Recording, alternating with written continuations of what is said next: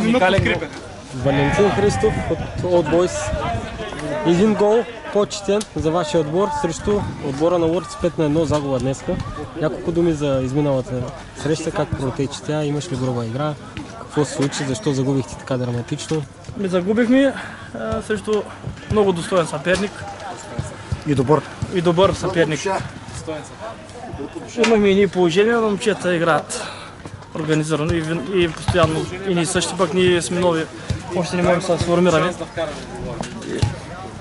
Така. Имаш ли груба игра на терена? Нямаше. Тенденциозно съдейство. Един от нашите играчи малко беше изнервен повече. Ама нормално. Заряд. Така. Имаш ли контузии, нещо контузии направихте ли? Не, двама-трима ги нямаше. Все пак виждате ферплея съществува. Точно така. Пожелавам на Лордс успех. Те са ми фаворити в лигата. И така. Добре, за следващия двубой получихте ли противника, какво да очакваме? Не, ние си играем за удоволствие, като виждате само приятели се събираме и така. Нови играчи да очакваме ли за следващия двубой? Дали ще успеете да съберете група? Не знам, ако нашите нещо го имат ангажимент, ще викаме нови, какво да правим, така е. Лятно време е така. Бири, цаци и те. Плажа, Копакабана и... Плажа и така. Чакам сега Лордс да ме поканят на плажно барбекю. Задължително. Обещал съм им цаца. На всички банкети го каним, това е част от отбора, е излезнал от отбора на Лордс.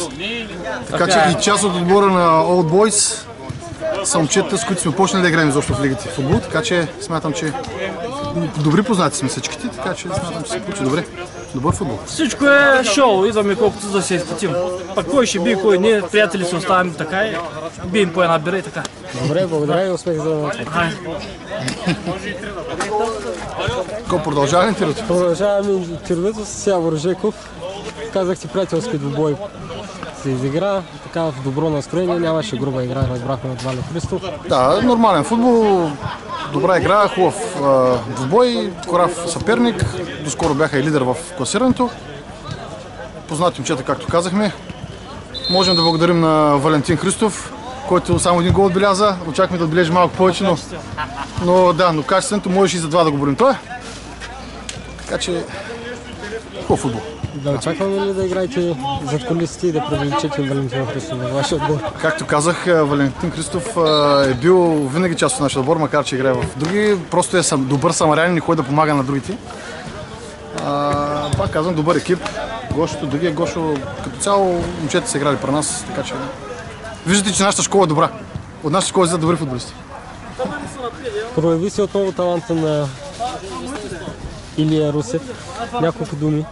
Ами да, както казах още преди път, при нас всички, в крайна сметка сме отбор. Не мога да отбележа или така да изявя един от футболистите. Видяхте Захарянев в последните мачове много добре се включва и вкарва вместо нападателите, което имаме спор в момента и съревнование. Дали защитници ще вкарат повече или нападателите. За сега явно печелят защитниците, вкарат повече голови. Или Русев, да, наистина, но както казах, всички са много добри и днес всички се раздадаха до край и така смятам, че...